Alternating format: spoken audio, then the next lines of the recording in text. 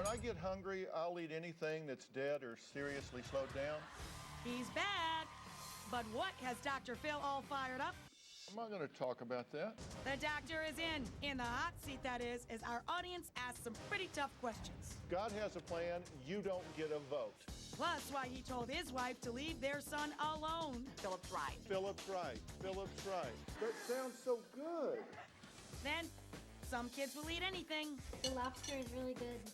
And others, well... I don't like the feeling of, like, anything mushy.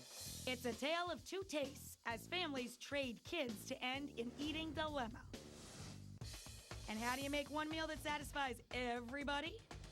I'm telling you, you put this over just about anything. You put over a sneaker, a kid would try it.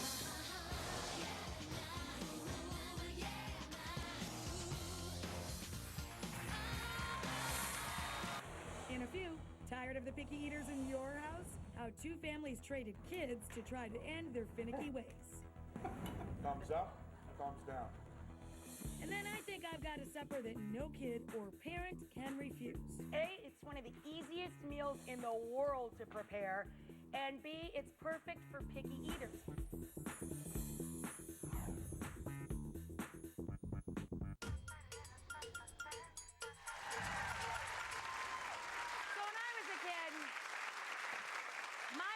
Did not allow picky eating. You know what I mean? It was like, here's what's for dinner.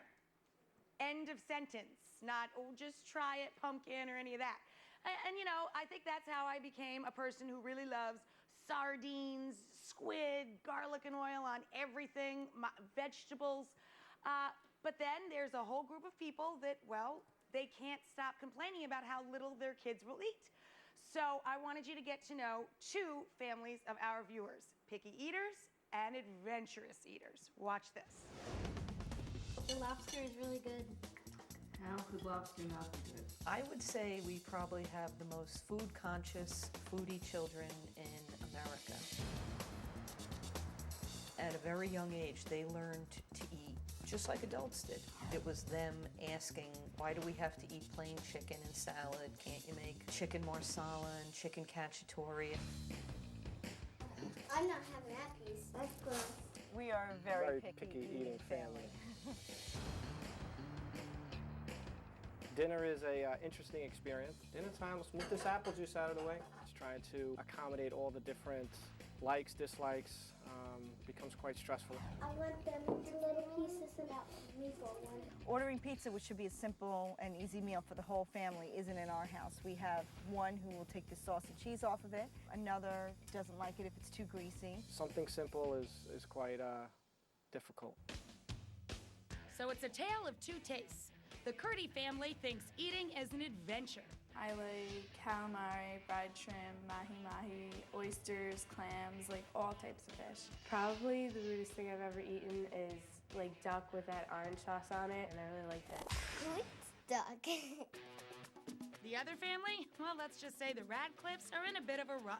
I like to eat anything that really has bread in it. He became very one-dimensional in terms of what he eats, which is basically bread. I don't like the feeling of, like, anything mushy. If someone came into my kitchen, I think they'd think it's very plain.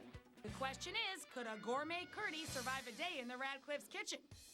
I like my interesting foods. It's fun to try new things. And how would the finicky Radcliffe kids react if they were served up something exotic at the Kurttis house? If I went to somebody's house and they only had raw fish, I would say I'm not hungry enough. And like when I get home, I'd like stuff my face. We're about to find out with a culinary kid swap. Have fun. The Radcliffes are sending their picky pair to eat a day's worth of meals with the Kurttis, who are trading their kids right back. I'm really looking forward to having some other children come over and see what their eating habits are like, and maybe that'll show us a little bit that we need to start to have our kids try new things and experience new types of foods, and that way when they get older, they're not going to be limited by food and food choices.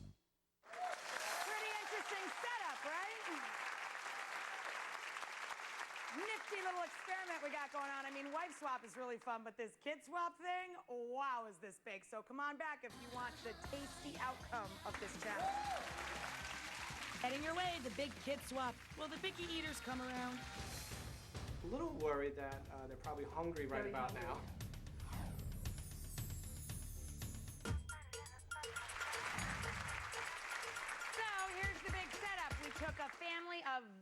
adventurous eaters, including the kids, and we swapped them with a family of really picky eaters. And now we're gonna see what went down at the table. Check it out. Hi. Hi, welcome. Hi, come on in. Our gourmet girls, Dana and Alana, seem pretty excited to swap places with their picky counterparts. Well, they have a salt and pepper. We'll have to get some spices to spice up our food. Hi, guys. Come on in. But it's the picky kids, Colin and Brooke, who aren't so sure what they've gotten themselves into at the gourmet house. What do you usually eat for lunch? Like a jelly sandwich or Mac and cheese. mac and cheese. Well, we've got a couple of different things planned here for your lunch today. There's a nice little Greek restaurant that we like to have lunch in on the weekends. How does that sound? All right. Yep, the picky kids are a bit freaked out, but they're willing to give it a go. Let's go. It was off to the Greek restaurant. What is this called? Pasticcio. Okay, I'm gonna have pasticcio. Do you? Crab legs? Yeah, we do. I'll have that, please. That's pretty bold. I like it. I like it. Thank you.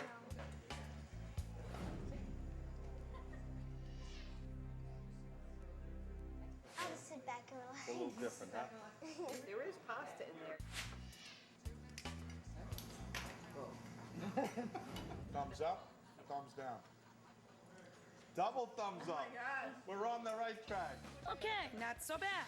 But how are the gourmet girls doing with the picky family? Can I have the grilled flounder, please? I thought it was interesting that they went straight to the adult menu. My kids' choices were the plain old mac and cheese, grilled cheese, nothing out of the ordinary. No big surprise there, but guess what happened next? Does anyone want to try the flounder? Me, try. You'll try one little piece?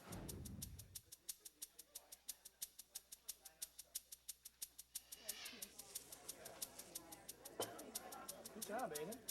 It's good, right? Yeah. Way to go, girls. I'll give lunch a passing grade. But what about dinner? The next challenge, get groceries for tonight's homemade meals. Seaweed? You guys eat seaweed? Yeah, it's good. It's not on our menu. I was thinking of getting penne pasta. Oh, look, this one looks good. Oh yeah, Mom puts that in her pasta. Hey, what's this? Who put this in the cart? We don't put sauce in our pasta. Some kids like to have it with sauce. Some kids like to have it plain with no sauce on it. It's a little different. And do you think we could sprinkle some red peppers on the end when it's all done?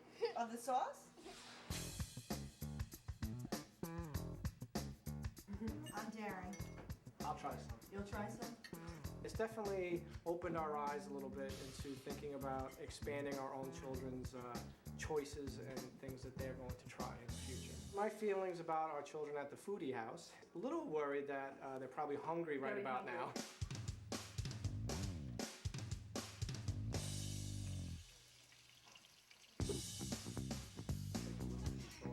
Have you tried the tuna? Yeah.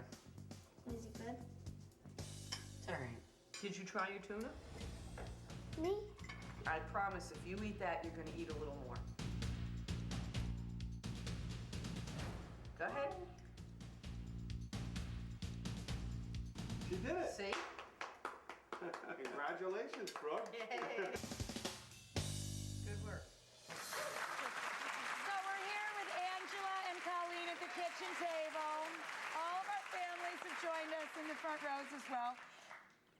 I found it riveting to try and watch those kids eat the tuna and oysters. I mean, you did not go easy on them. Well, they were really a challenge. They came to us and we thought we were going to scare them a little bit, and It sort of looked like you did there a little bit.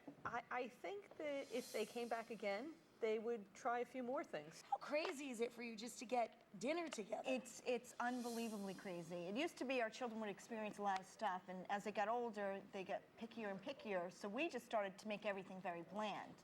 And the fun food experience that we had initially tried to have, we just don't have anymore because they won't try anything new. So you and your husband weren't picky eaters to begin with, because sometimes that's the problem. We are not as adventurous as Angela and Neil are, by sure, but we would opt to have a little flavor to our food, not plain bread and How are they with vegetables? Can you get you vegetables and everybody? Or no, very, very not so little. much. Not so much. Multivitamins. No. Yes. Multivitamins. Lots. So, what did you each learn from this experience? I think that if it's around them and they see it on the table, you know, and they're willing to put it on their plate, after a few times they're gonna try it, and then they're gonna ask for it. And the problem with me was my girls started to ask for a lot of these fancier things at home, and I tried to tell them I didn't really have the time for that. And then my daughter came back with the 30-minute. I was gonna say, real meal cookbook, and you know.